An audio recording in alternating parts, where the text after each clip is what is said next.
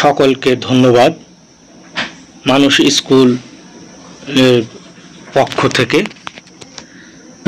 আপনারা দেখছেন এখন বর্ষাকাল, বাড়ির আশেপাশে ঝোপ জঙ্গল পরিপূর্ণ হয়ে গেছে। আমরা আমাদের বাড়ির আশেপাশে এই ঝোপঝাড় পরিষ্কার করতেছি। এই ঝোপঝাড় পরিষ্কার করলে মশা মাছি এবং এখন বর্ষাকালে বিশেষ করে যে আতঙ্ক ছড়িয়ে পড়ছে, রাসেল ভাইপার একটি বিষাক্ত সাপ। আসলে রাসেল ভাইপারই নয়, এই বর্ষাকালে ঝোপঝাড়ের ভিতরে মূলত প্রতি বছরই সাপের উপদ্রব বাড়ে। এজন্য আপনারা বাড়ির আশেপাশ পরিষ্কার করুন। আশপাশ পরিষ্কার করছি আমি রাগিব নুর নোয়ান এবং আহনা মুস্তারিন। ক্যামেরায় আছেন শান্তা আক্তার। আপনারা দেখছেন আমাদের বাড়ির সামনে মেন রোডের সাথে যে ঘাসগুলো হয়েছে আমরা পরিষ্কার করে দিচ্ছি। তবে রাসেল ভাইপার সম্পর্কে দুটো কথা না বললেই নয়, যেহেতু এখন দেশে আতঙ্ক ছড়িয়ে পড়ছে। আপনারা শুনুন, মনোযোগ দিয়ে শুনুন। বিষাক্ত সাপ চেনার উপায়, আসলে দুই ধরনের সাপ পাওয়া যায় বাংলাদেশে, একটা বিষাক্ত এবং আর একটা হচ্ছে নির্বিষ সাপ। বাংলাদেশে প্রায় 80 প্রজাতির সাপ পাওয়া যায়, তার ভিতরে 7-8 প্রকার সাপ বিষাক্ত এবং বাদবাকি সাপগুলো নির্বিষ সাপ। বিষাক্ত সাপ কামড়ানোর লক্ষণ, বিষাক্ত সাপ কামড়ালে আপনার দুটো আলপিন বা সুচ ফুটানোর মতো হবে।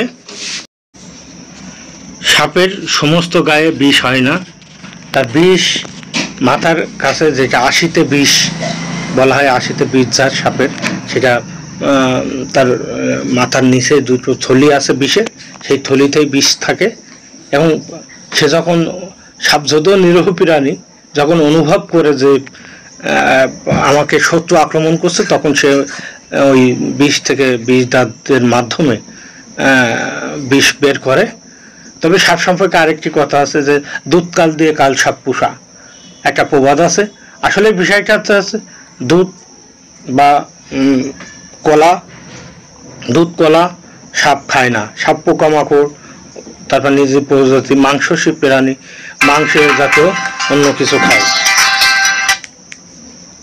তাহলে আমরা দেখতে পেলাম আরেকটি কথা প্রবাদ আছে যে আমাদের গ্রামে যে গরুর দুধ সাপে খেয়ে নেয়। আসলে সাপ দুধ খায় না, তাহলে সে গরুর দুধ খাবে কেন? আসলে গরুর দুধ খায় না। আরেকটি কথা প্রচলিত আছে, সেটা হচ্ছে আমাদের কিছু বন্ধু সাপ আছে, যেমন ডারার সাপ, গুই সাপ, এগুলো আপনারা মারবেন না। এগুলো আমাদের ইঁদুর এবং অন্য অন্য প্রজাতির সাপও বিষাক্ত সাপেরা খেয়ে আমাদের কল্যাণ করে। সুতরাং এগুলো আপনারা মারবেন না। এগুলো মারলে আমাদের প্রাকৃতিক যে বিপর্যয় দেখা যাচ্ছে, পাশাপাশি বেজি, শিয়াল, এগুলোও যে বিষধর সাপগুলো খেয়ে আমাদেরকে উপকার করে। সাপে কামড়ালে অবশ্যই সাথে সাথে একটা বাঁধন দিয়ে আপনারা নিকটস্থ হাসপাতালে নিয়ে যাবেন। সাপে কামড়ালে মূলত সেই জায়গাটা ফুলে যাবে, দুটো পিন ফুটানো দাগ হবে, সেই জায়গাটা ফুলে যাবে, ব্যথা করবে, রোগী অজ্ঞান হয়ে যেতে পারে, গ্যাজলাতে পারে, এ ধরনের লক্ষণ দেখা দেবে, ঝিমুনি ভাব চলে আসবে। আপনারা নিকটস্থ দ্রুত আপনাদের নিকটস্থ হাসপাতালে, মেডিকেল কলেজ হাসপাতালগুলোতে নিয়ে যাবে, একটা বান্দল দেবেন। যেহেতু সাপ আপনার মাংসে কামড়েছে, আপনি কখনো টাইট করে বাঁধবেন না। খুব টাইট করে বাঁধলে কিন্তু আপনার রক্ত চলাচল বন্ধ হয়ে সেই অঙ্গ অচল হয়ে যেতে পারে। একটু ঢিলা করে বাঁধবেন, যাতে আপনার শিরায় কোনো রকম রক্ত চলাচল বন্ধ না হয়। সাপের সমস্ত গায়ে বিষ হয় না, তার বিষ মাথার কাছে, যেটা 80তে বিষ বলা হয়, 80তে বিষ যার সাপের, সেটা তার মাথার নিচে দুটো থলি আছে বিষের, সেই থলিতেই বিষ থাকে এবং সে যখন সাপ যদিও নিরীহ প্রাণী যখন অনুভব করে যে আমাকে শত্রু আক্রমণ করছে তখন সে ওই বিষ থেকে বিষ দাঁতের মাধ্যমে বিষ বের করে।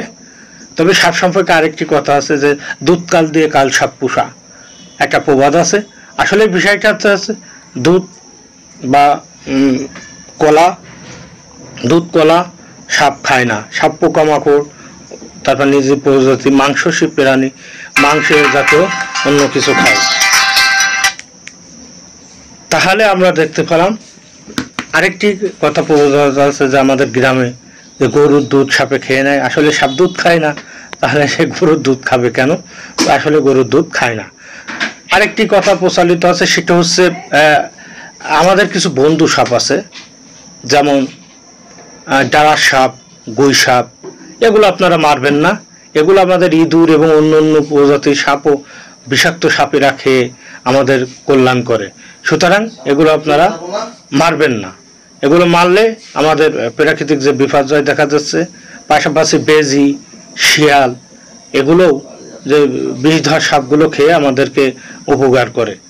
আপনারা আবারও মনে রাখবেন যে আমাদের বন্ধু সাপ হিসাবে আছেন ডাঁড়ার সাপ, বেজি, এগুলো কখনো মারা যাবে না।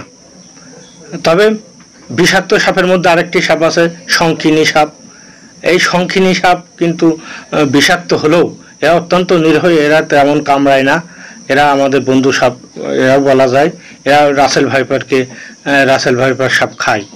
সুতরাং সাপ সম্পর্কে আপনাদের যে ব্যাপারটা আমি বললাম। আরেকটি কথা, সাপ কামড়ালে কিন্তু আপনারা যেটা করবেন, প্রাথমিক চিকিৎসা হিসাবে একটা বান্দল দেবেন। যেহেতু সাপ আপনার মাংসে কামড়েছে, আপনি কখনো টাইট করে বাঁধবেন না। খুব টাইট করে বাঁধলে কিন্তু আপনার রক্ত চলাচল বন্ধ হয়ে সেই অঙ্গ অচল হয়ে যেতে পারে।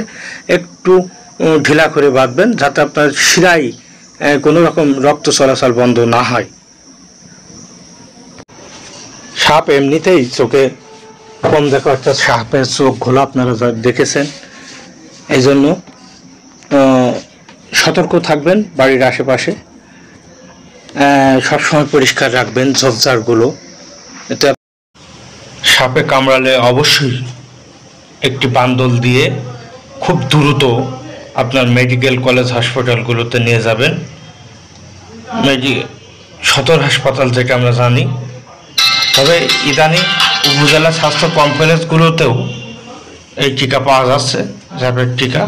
সুতরাং আপনারা দ্রুত সংগ্রহ করবেন, কোনো কবিরাজের কাছে যাবেন না, এই অনুরোধ থাকলো। পারে আমাদেরকে একটি সুন্দর সমাজ দিতে। সাপের কামড়ে অপঘাতে যে মৃত্যু, এই অপঘাতে মৃত্যু থেকে আমরা রক্ষা পেতে পারি। আপনার একটু সচেতনতা, একটু জানা, একটু বোঝার এই ক্ষমতাটা বৃদ্ধি পাক। এই জন্য আমরা মানুষ স্কুলের দ্বিতীয় পর্বে আপনাদেরকে অভিনন্দন জানাচ্ছি, যারা এত সময় আমাদের ভিডিওটি অত্যন্ত ধৈর্য ধারণ করে শুনলেন। আমরা পরবর্তীতে আবারও আপনাদের সাথে আসব। মানুষ স্কুলের পক্ষ থেকে আপনাদেরকে আবারও অভিনন্দন, শুভেচ্ছা।